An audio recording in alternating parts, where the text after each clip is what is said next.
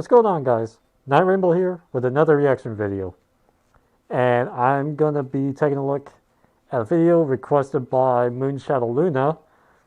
And it's called Pest Control. It's a fan fiction reading by Scribbler. But the fan fiction itself, Pest Control, was by Rust.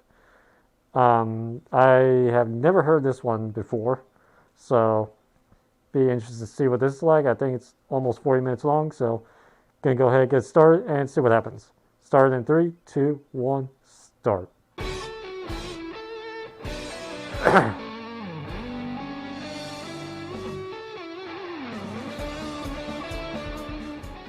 Ponytails. I like that little rock Red. cover with the theme. Writer's block. Love it.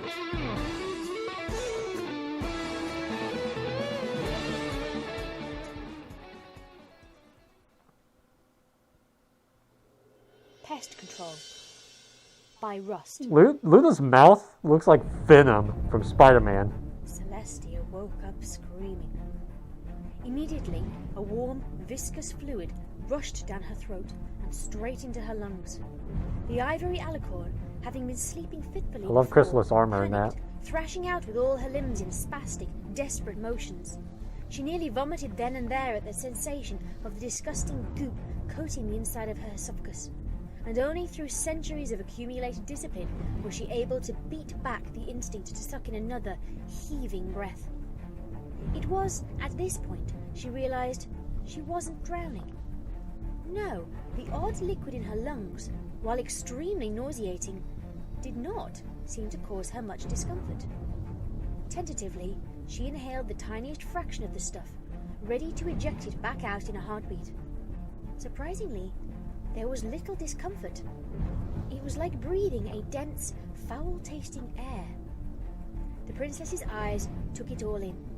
She was surrounded on all sides by a transparent cocoon of some kind, suspended upside down in the green gunk currently squelching in and out of her lungs.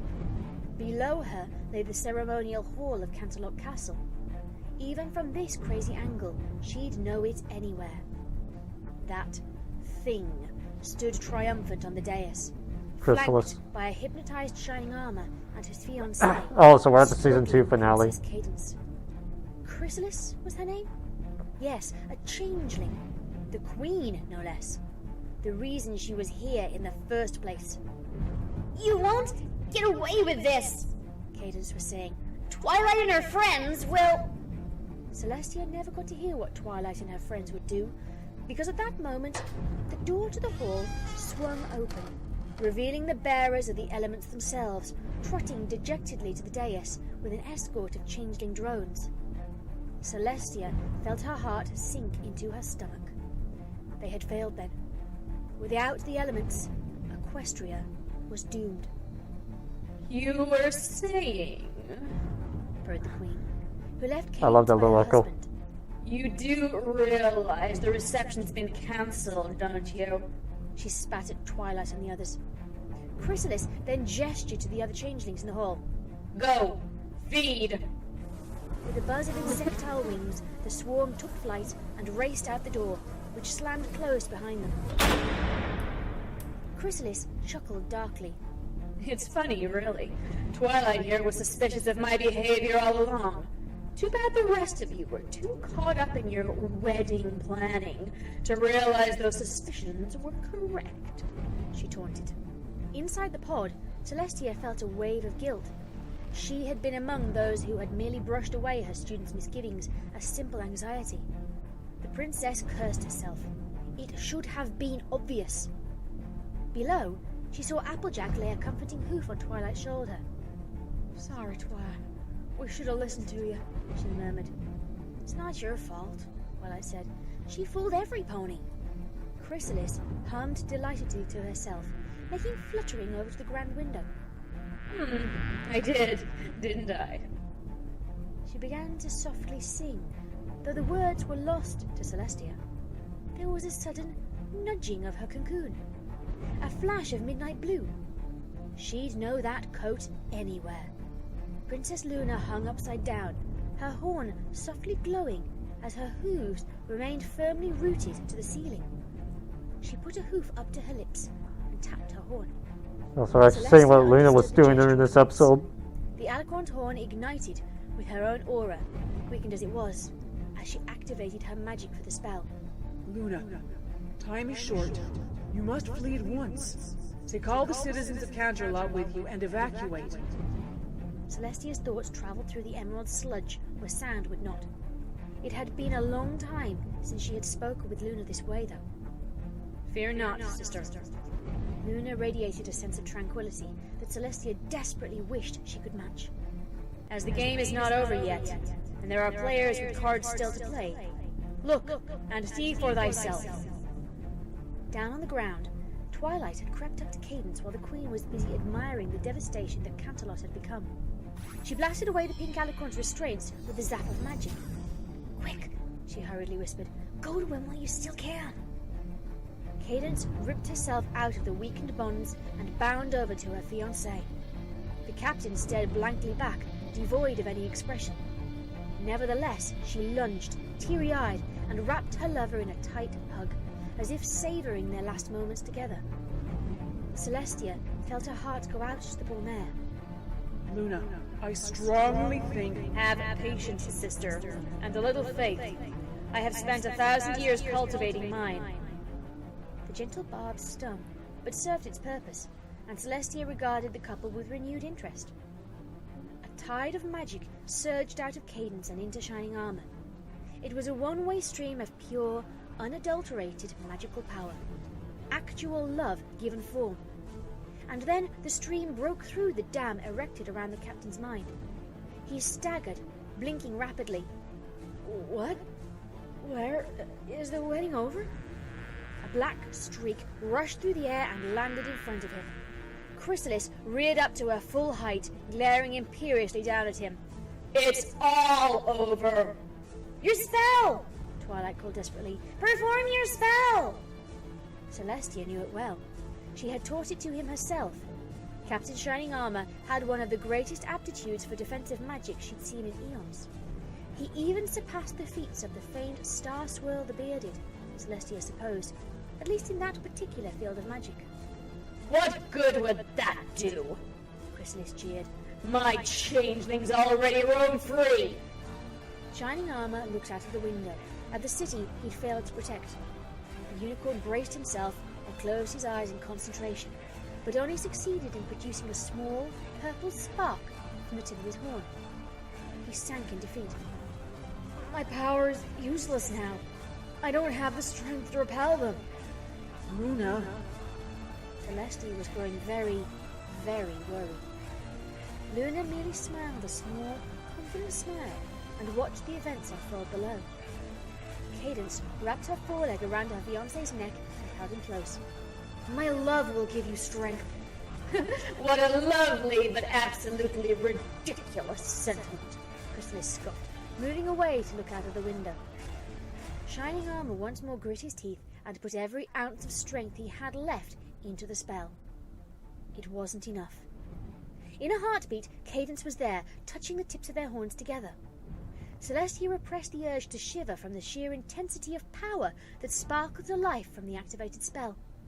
Whirls of light surrounded the two figures on the dais, swirling and whipping around them with increasing violence until the pair was forcibly lifted off the ground and into the air. Celestia had to cover her ears.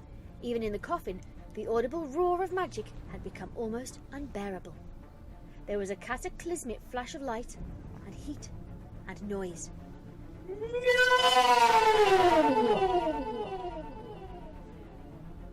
And just like that, the Queen of the Changelings was rocketing away to parts unknown, courtesy of Air Equestria. I must leave you now, sister, but we shall return upon the moonrise. Luna's horn glimmered, and Celestia's prison split down the middle. The princess slid out and flopped onto the ground in an undignified heap. She was quickly surrounded. I like by how the they kind of concerned explain faces of where her Luna subjects. was this whole time. Luna, She thought dazedly. where are you going? On the ceiling, the figure of Princess Luna evaporated into a trail of starry smoke and was whisked away. But her last words with Celestia lingered long within the ivory alicorn's mind. To deal with the pest problem.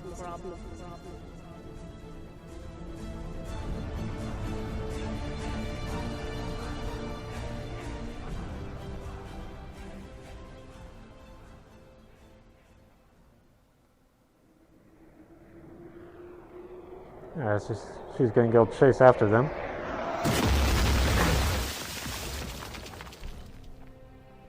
In a peaty bog, miles away from the still-smoking city of Canterlot, a black meteor plunged out of the heavens and slammed into the ground, carving a trench the length of a standard hoofball field and throwing up debris 10 stories high. Through the eerie stillness that followed the thunderous crash, a ragged figure tumbled down the edge of the crater she created, splashing face first into a puddle. A few bubbles popped up to the surface before the figure rolled out onto her back, staring blankly at the sky. It started softly at first, rising into a cacophony of hilarity, the laughter of one who has truly stared death in the face and survived to tell his tale. Chrysalis giggled madly. She was alive. A streak of midnight blue smoke soon descended from the sky, touching down not far from where Chrysalis lay. The changeling eyed it warily, before starting when it began to crackle with energy. The nebulous mass of ether whirled about, condensing down into a recognizable form. Princess Luna stood above the downed queen, glaring at her much like a full predator eyes an injured animal. You were supposed to have been captured! Chrysalis grimaced. Yet when I personally arrived to take you, there was nothing but a collapsed tower. So many of my best. As it should be, Luna replied. We dropped it on their foolish heads. The princess closed the gap between the two, until her icy teal eyes were mere inches away from Chrysalis's multi-hued gaze. You invaded our home, attacked our sister, and tried to enslave our subjects. Did you seriously not think that we would put up a fight? Chrysalis bared her teeth, revealing jagged fangs. Some fight. I still breathe, and my changelings may yet live. Luna lifted her own lips, revealing her own serrated grin. For now.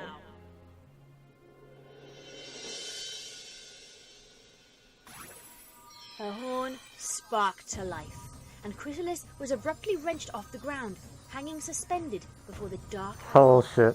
Chrysalis was about to speak, some scathing retort most likely, when the breath was stolen out of her by a terrific blast of telekinetic force, launching her straight through the slope of the crater and out the other side, coming to rest at the very center of the depression. Luna's not messing around. Chrysalis' eyes rolled back in their sockets. Never before had she been hit quite that hard. Something blocked out the sun. Luna's cold gaze was upon her again. What do you want? Chrysalis spat. Is it not enough to rub my face in my defeat? To quote a certain individual, Nope. this time she was ready for the surge of power. Digging deep into the reserves shining armor had unwittingly been stockpiling for the past few months, Chrysalis raised a shield. Just in time. Luna's push slammed into it, and the magic visibly shuddered. But it held. Foolish bug, you were doomed to fail from the start. No pony molests my kingdom without consequence. So that's how it was. Chrysalis seethed. It wasn't enough for the silly ponies to blast her into next tomorrow. No, they had to try and finish the job.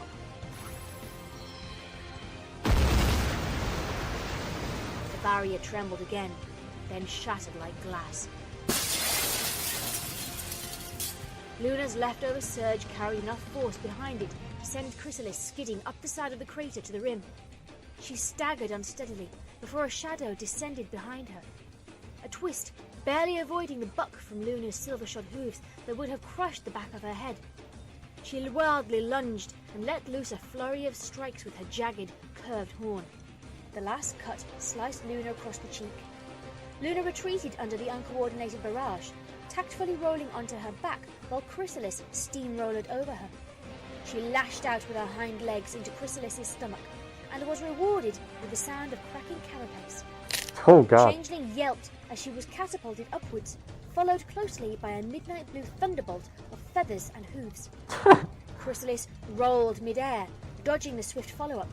She giggled at the sensation of the breeze on her wings as Luna roared right past her. The insectile wings hummed as the Queen brought them to use, hovering at ease high above the ground. Luna banked hard and began to glide. The two circled warily, like two cats sizing each other up. For the first time, Chrysalis began to feel a twinge of unease. She still had a phenomenal store of power yet to be brought to bear, stuff fit to burst with that silly captain's love. No wonder she had been defeated by it. This stuff was potent. Luna was not her sister, though, Chrysalis realized. Celestia had been caught off guard and had severely misjudged just how strong Chrysalis had become. Yeah, Luna's ready for it. Luna was raw, where Celestia was refined. Wrathful, while the other was forgiving. Two opposites of the same whole, really. And she was ready, Chrysalis sensed. The entire magical reserve of a goddess prepped and ready for action, humming with tension like a drawn bowstring. And underneath that, she detected something else. Something that made her very apprehensive. Luna had something up her sleeve. But what? Chrysalis dug a little deeper, combing through the waves of power radiating from the alicorn. Her changeling intuition had a hunch, and if she was right... Ah, there it was! Oh my. The Queen's face split into a gleeful smile. As a changeling, she was endowed with the gift to detect the emotions of sentient life. It was a paramount ability to her race, as her kind nourished and enhanced themselves from the ambient life magic radiated by creatures, a type of magic that was influenced by emotion. Every feeling tasted different to Chrysalis, and what she was sensing from Luna was like ambrosia, almost too good to be true. Love was the most powerful of all emotions. I shall give you this one chance to retreat, fool. Chrysalis cackled. Stay and seal your fate, for you shall not win this battle. But hate would do in a pinch. Luna responded by whipping her horn down in a graceful arc, out of which erupted a bolt of lightning that hammered Chrysalis in the chest. The changeling staggered mid-flight, but rapidly recovered. In fact, she looked even better than before. So what's Chrysalis planning? You. Oh god. With that, she fired the bolt of lightning, now tinged green, in a one-way return trip home. Luna screamed as it lanced right back into her horn, her wings suddenly stiffening and locking up as the electricity danced from feather to feather. The alicorn dropped from the sky like a stone. Chrysalis right behind. The second she hit the ground, the changeling slammed her down even further with the force of a runaway carriage. A small shockwave from the impact rippled the ground 30 meters in all directions. Luna tore herself out of the ground almost instantaneously, retaliating with a ferocious barrage of lightning strikes which the changeling didn't even bother to dodge, letting them strike her with impunity. Every spear of power that ended her was promptly absorbed, and the cracks in her carapace began to heal right before Luna's eyes. Luna snorted with frustration. What cheap magic is this, bug? Will you not fight fairly? Chrysalis pretended to consider the thought for a moment, then waved her hoof dismissively. You're asking a changeling to fight fairly. I suspect that last hit I gave you addled your brain. The alicorn hissed under her breath. Somehow, her formidable magic spells were doing no harm. In fact, they were reversing the damage her earlier blows had inflicted. Figured it out yet? You think a princess would be smarter than this? She fired a volley of green bolts at the alicorn, who evaded them with an ungainly squawk. I feed on emotions, you dolt, and your magic is just oozing with it. Luna seethed. The witch had a counter to her powerful magic. She was going to have to go about her business the old-fashioned way. Luna responded to the taunts by ripping a fully grown evergreen out of the ground, cocking it over one shoulder in manner of a broadsword. Birds and loose pine needles tumbled out Oh, as damn. the entire ecosystem was disturbed in the name of combat. The changeling giggled. Ooh, look, you've got yourself a toy. Nay, 'tis a fly swatter. Better to swat the fly with. Chrysalis's eyes widened as several tons of wood, dirt, and leaf ripped through the air at half the speed of sound. With a shriek, she slammed herself into the ground, wincing as the enormous mass cleaved the space she'd been a heartbeat before. She rolled, extending her own magical aura outwards, seizing a pair of half-grown birch trees and tearing them upwards. So I was just gonna throw trees at each other. Too, as the evergreen was coming around for another pass. The saplings came together over her head in an X shape as it crashed down into the crushed trunks. The sheer force of the impact sent up a gust of wind into her face, and the forest floor behind her, turning up in a century's worth of loam and decaying leaves into the air in an explosion of muted colour. Luna pressed down on the pine, seeking to crush her foe into the dust. Unbelievably, the changeling held her ground, the overhead force actually pressing her holy hooves half a foot into the earth. Her improvised weapon was a groaning with every surge of force she sent down the length. Abruptly, she choked up on the evergreen, gripping the tree by the middle rather than the base, and the adjustment of fulcrum let her rip it out of the changeling's birches like a twirling baton. Luna resisted the urge to smile. The queen never saw the opposite end coming. The heaviest part of the tree clad in several roots and thick bark. With a sickening crack, Chrysalis was catapulted skywards, punching a hole through the forest canopy as her saplings were dragged with her. A single flap of her wings and Luna was tearing after her, an entire pine tree in tow. God. The sudden dimming of the sun was all the warning she had. The changeling had recovered quickly. Chrysalis came down from above, viciously slashing at her. Limbs cracked against her body. Splinters flew. She bolted backwards, hefting the pine to batter the improvised clubs away. They circled again, the alicorn's wings beating much slower this time. Luna was panting heavily, a thin sheen of sweat visible atop the streaks of dirt and various bruises. The cut below her eye was bleeding, a single sliver of red running down her face. What's the matter, Auntie Lulu? Running out of steam? Funny. You'd think having 1,000 years of free time would have given you a great excuse to stay in shape. Luna gritted her teeth, but said nothing. A boiling tide of shame surged within her mind. The words cut deep. In her prime, she had ended far worthier foes in far less time. Her imprisonment had not done her any favors. You let me down. Continued Chrysalis, her voice silky and low. Just like you let down every pony else all those years ago. Yep. How does it feel to know that you failed them? Your friends, your subjects, and especially sister. Leave Celestia out of this, witch! Luna roared. Despite herself, a wetness was beginning to brew around the corners of her eyes. Chrysalis was undeterred, licking her lips as she said, I know her emotions. I spent weeks in Canterlot fooling all of you. And do you know what she feels? Do you know what shoots through her heart every time she lays eyes upon you? Silence! The dark alicorn screamed. Shut up! Shut up! Shut up!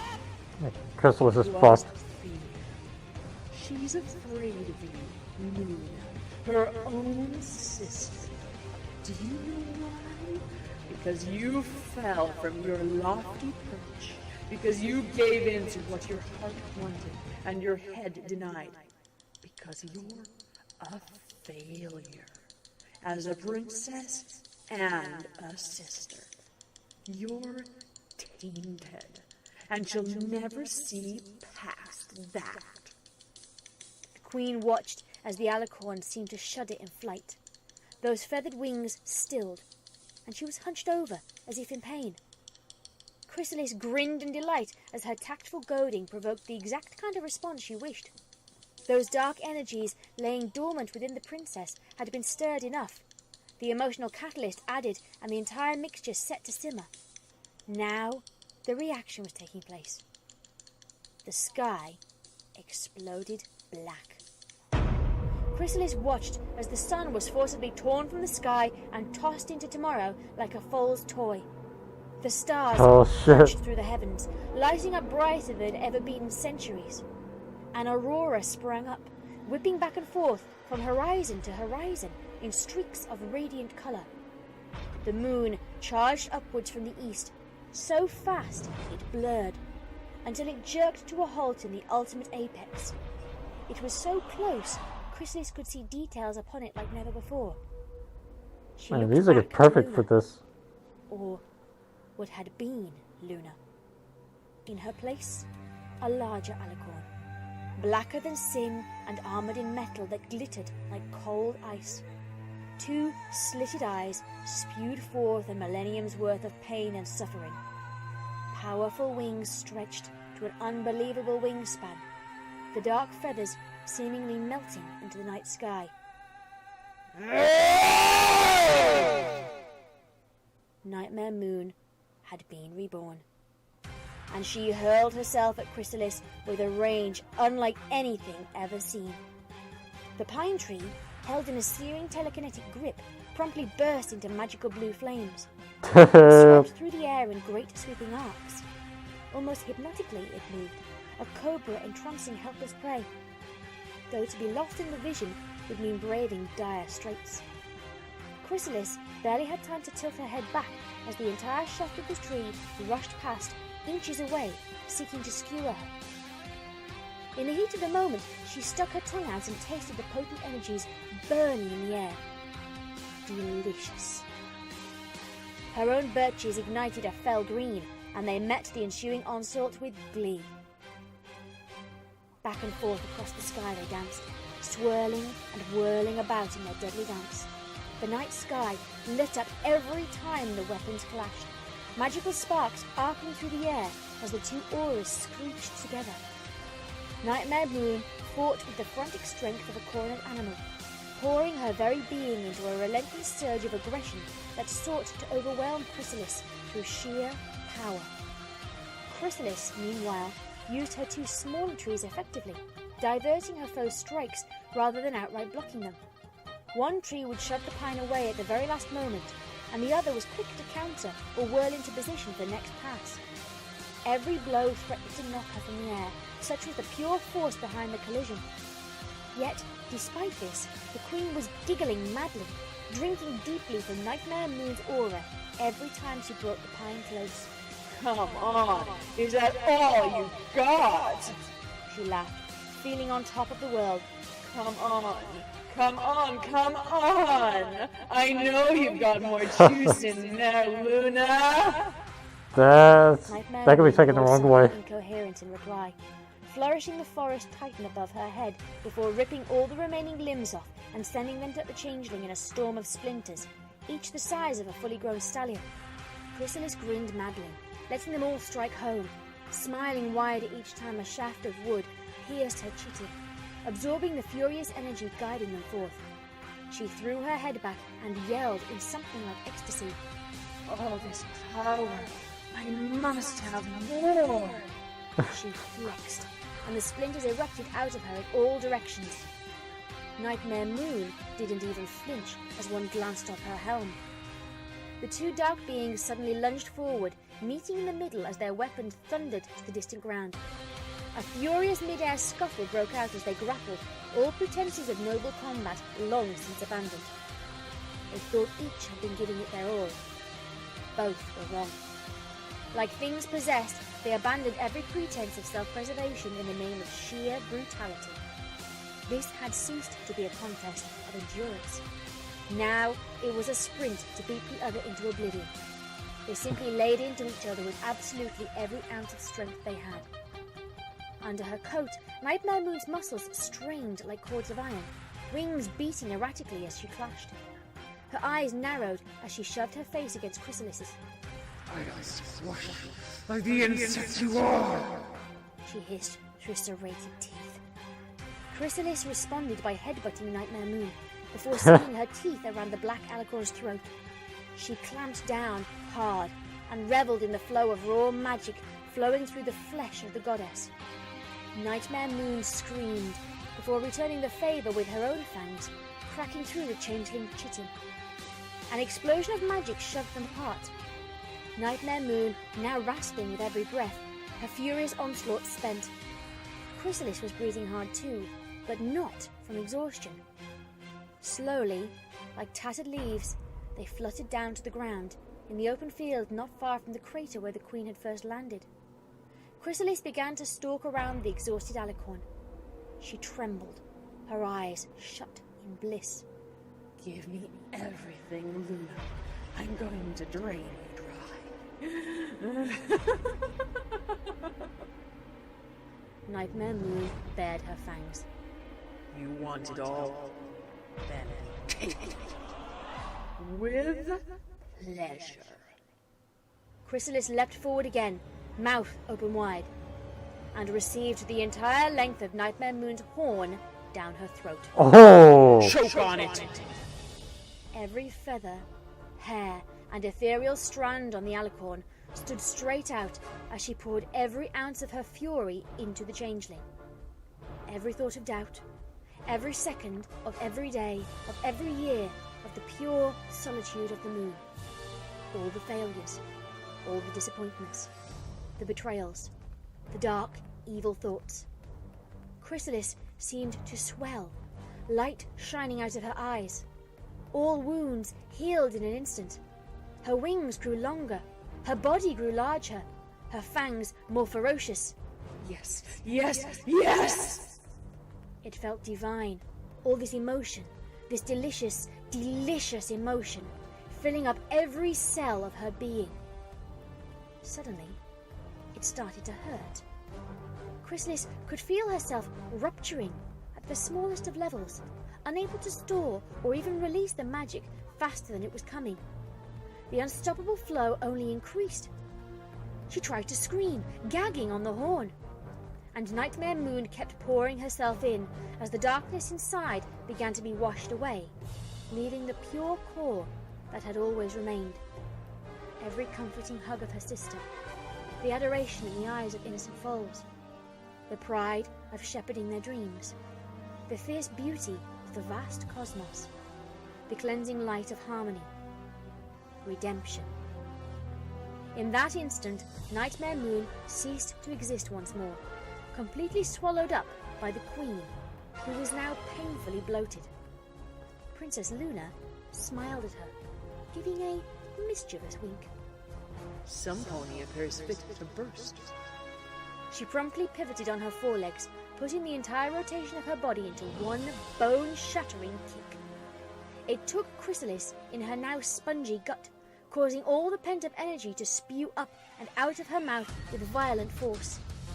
The changeling was propelled into the night sky by the escaping essence of evil, a demented rocket of flesh and bone and magic, screaming ever higher into the heavens until she vanished into the inky blackness high above Equestria. A terrific detonation followed seconds later, painting the heavens with several new stars.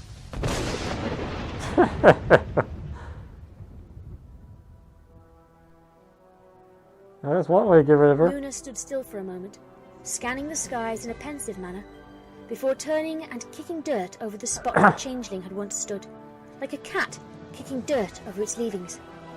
With a final glance over her shoulder, she shook out her tired wings and took flight for home.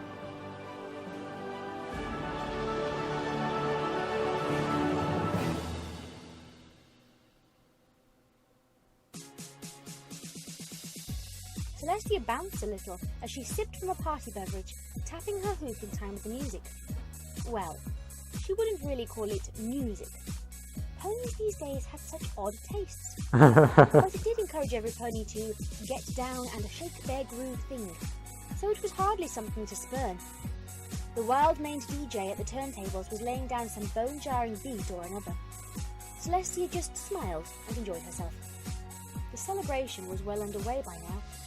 A simple garden dance for the marriage had erupted into a citywide block party, and high-born nobles frolicked on the streets with the commoners. The newlyweds themselves were dancing up a storm at the heart of it all, surrounded by their friends Rainbow Dash, Pinkie Pie, Applejack, Rarity, Fluttershy, and Twilight. Her observations were interrupted by midnight blue shape landing gracefully next to her. Luna gave her a cheeky grin. "Hello, every pony. What did I miss?" That's how they end it. Love it.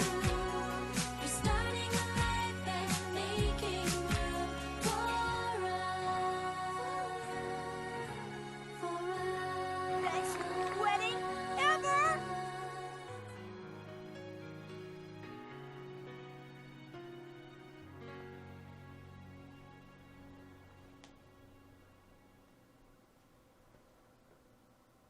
That was Pest Control.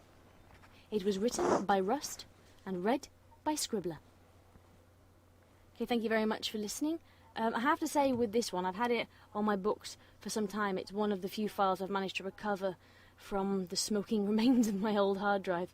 I have to say with this one, the second name that was given to it on Fanfic, the sort of jokey name, was Reginsecticide, which I thought was a really clever play on words. And in my personal opinion, would have been a better title, but I'm not the author, as is clearly evidenced by the fact that this is absolutely fantastic, and gratuitous violence still was entertaining.